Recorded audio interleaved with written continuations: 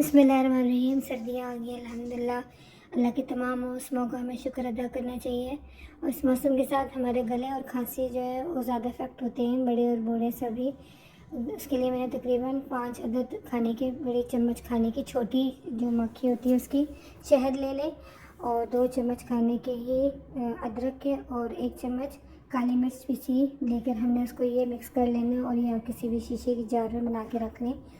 और सभी इसको रात को सोने से पहले 1 चम्मच आप इसको ले लें, और उसके बाद आपने कुछ खाना पीना नहीं है, कोई पानी नहीं पीना, और इंशाल्लाह आपको जो गला और खांसी वो दूर हो जाएगी। और प्लीज़ मुझे दुआ में याद रखिएगा, कमेंट से ज़रूर आगाह करें। जज़ाकल्लाह।